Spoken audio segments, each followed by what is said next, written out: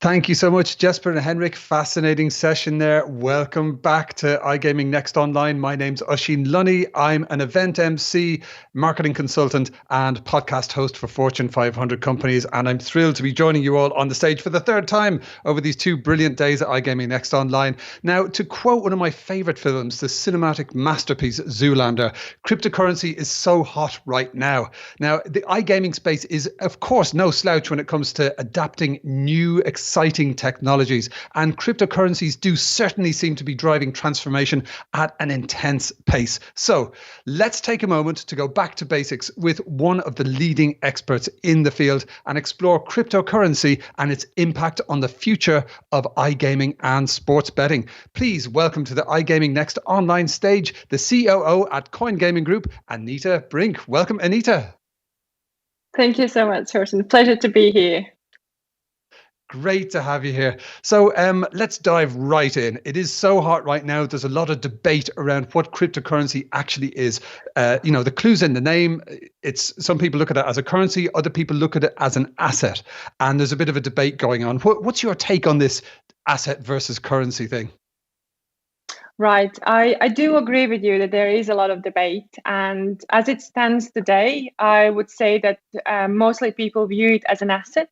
It's almost like a gold, and it's been so for a while. However, I feel that the trends are changing slowly, and even the governments are looking into the cryptocurrency vertical, like of El Salvador. So the government will be accepting cryptocurrency as a normal standard currency and won't tax it anymore. So this is a great move, actually, from the government aspect. So there are movements into taking the cryptocurrency from a place where it's just treated as an asset to a place where it can be an everyday currency, where you can pay for your coffee, you can pay for your Coca-Cola with cryptocurrency. There's certain things that need to happen prior it is being adapted to mainstreams, and some of the developments such as Lightning Network, for example, will help to assure and create a framework for the mainstream people to adopt it for everyday consume, basically. So to answer your question in short, currently I would lean towards saying it's an asset. However, it's moving into a currency, an everyday currency. Interesting. Of course, we have those famous stories of people buying a pizza for a Bitcoin, which is now worth, of course, tons more than a pizza. And the volatility gives rise to some interesting stories about what you exchange it for at the time. But, the Coingaming Group has been very visible in this world of cryptocurrencies for a long time. Why did you decide to get into the space? What were the drivers there?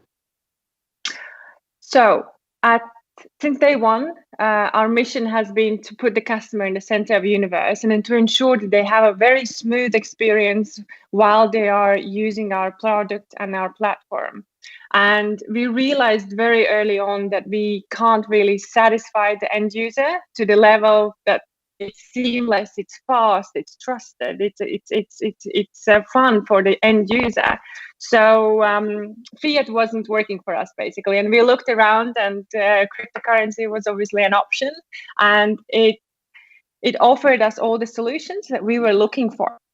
It had the speed, it had the openness, it had the decentralization aspect of it, fast withdrawals, fast deposits, all of it.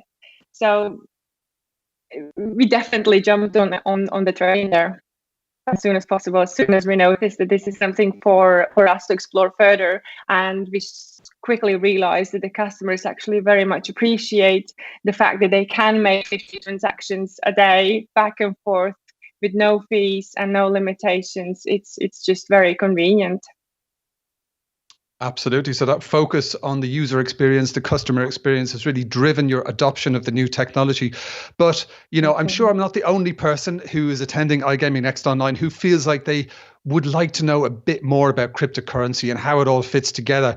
And I know that this is an area that you look at yourselves in terms of educating the market.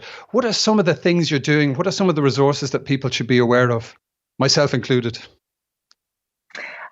Yes, this is a hot topic, actually. How do we how do we share the knowledge of cryptocurrencies? How do we make it more accessible? How do we make it more understandable? Because from very early days, cryptocurrencies have had this flavor of this is very tech savvy and this is very complicated and it's hard to get the coins. It's hard to convert, and onboard and off ramps are difficult. We've tried to change that perception, and we've tried to give back to the community and increase the awareness of cryptocurrency per se, by doing through sportsbet.io. We did Bitcoin sleeve sponsorship with Watford, for example. Just last week, we were in Miami giving away Lambo during the biggest Bitcoin conference. We have Bitcoin Talk Forum, where we've raised and turned around this perception that crypto is negative, and it had this negative flavor back in the day. So we feel that we've actually established and cleared that name a little bit, if I may say so. So it's really rewarding. Learn Crypto is another website that we have created to give back to the community, a non-profit website where we educate the users, anyone really. Everyone is welcome to join the website and just read about what is crypto, how does it work, what are the first steps to onboard into this crypto world.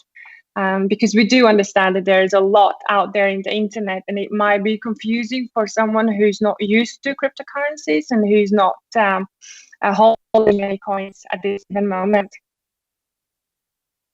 Fascinating. Yeah. My friend Peter McCormick was out at that Bitcoin conference, and I saw him, kind of leaning against the Lamborghini, doing a selfie.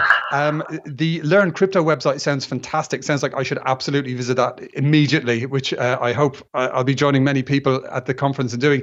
So you're really investing in the future of the whole idea of cryptocurrency. You're really putting, your money and educational resources there for the whole community to level up. But what, this brings us to your vision of the future. What do you think cryptocurrency could become, and what does it mean to the iGaming space?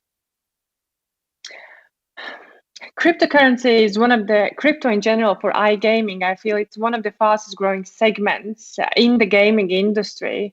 So it's taking over the traditional fiat methods fast, and this is the future. It doesn't matter whether that's Bitcoin, whether that's Ethereum or Litecoin or any other coin, but it is the decentralization of how the money movements are functioning, and this is the future. It's at the moment it's only for the money movements. Later on, it might as well be adapted also to sports betting with smart contracts. The concept of decentralization can be much wider than it is today. And as I said, Totally.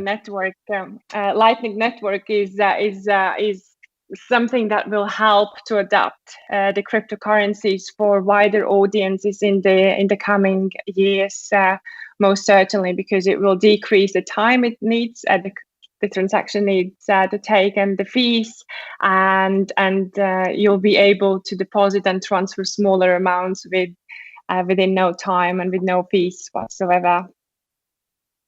Excellent. So the Lightning Network certainly seems like a technology that the delegates should be aware of. It should be on their radar. But is there anything else that, any other benefits that come under the hood of working with cryptocurrencies that specifically iGaming companies should be aware of? I mean, the decentralized finance in itself, obviously, all the new innovations within that bubble would definitely be something I would be looking into when it comes to iGaming. AI, machine learning. You can learn so much more about your user when everything is in this decentralized network. You can learn how they spend, where do they go, what do they do. This also can help you in other areas of the operations, such as tracking, doing your checks and balances on the user, seeing how they're doing, where else they are spending their funds or their time, helping you with KYC procedures and KYC tracks and so forth. Interesting. So it gives you more visibility, but it's in a very kind of discreet way because privacy is very important. But you can Absolutely. really use it for very secure KYC operations. Do you think there is potential with the technology to help customers to play responsibly and to kind of address that area of that potential area of the business? Absolutely. I think actually what blockchain offers also operators is to track these users at a very, very early stage when there is a problem player or player who has had issues before. They can be tracked a lot quicker and the operators can action up on them and check in with them whether everything is fine. And the same goes with KYC. With blockchain, you can actually trace the origin of the funds to the first origin, which is incredible. You can't do that with fiat. And this is all of it is open for the public to use that information. It's anonymous, so it's there for you to go and take it, and you can know the minute there are any traces of any, I don't know, worrying funds coming in, you can take immediate actions. You don't need to wait for anything. So that's certainly a benefit for a huge benefit for blockchain and the doors that it opens to learn more about the end user. When it comes to social responsibility, this is obviously a hot topic for iGaming in general, and there are a lot of discussions on how to tackle it and how to protect these users who do have an issue with gaming and who can't control themselves. Again, having cryptocurrencies and blockchain and having set these thresholds in place and analyzing the user behavior is giving a head start for us to understand how are we going to cooperate with this user. What does good look like? Fantastic. And do you see that this technology could potentially be offered, across the industry for different companies to get involved and to share this information and to help protect, problem users from accessing services that could be harmful? Absolutely. I mean, to my knowledge, there are no such databases just yet out there that would store the users who do have an issue and give an indication to operators to do further checks. Do check in with the users whether they're okay with their levels of gaming and do. Oh, sorry, I lost you for a second. Oh, okay. All good. We're completely Okay, live here, perfect. folks. Oh, okay, sorry. So certainly there's a future for a network, a database where all of the transactions that are coming that have had some problem gambling related queries with it are marked. Absolutely, that decentralization offers that, and blockchain offers that. That's incredible. I mean, to quote our mutual friend, Tim Heath, he said, for everything else, there's crypto. And it does absolutely feel like crypto is, in some cases it's an asset, in some cases it's a currency. Yeah. But what's really interesting, particularly for this space, is the technology stack that sits underneath it, that transparency, the fact that you can leverage AI, machine learning, decentralized sharing of information to protect customers. I mean, it's fantastic stuff. It's very interesting. So if any of the delegates are sitting there at the virtual screens thinking, wow, I need to know more about this, I'd like to speak to Anita, is there anywhere that they should go? Any websites? What's your presence at iGaming Next Online? Where can people go after this session? We do have a virtual stand in iGaming Next, so please do visit it and you can get in touch with us, or you can reach out to me directly via LinkedIn, obviously.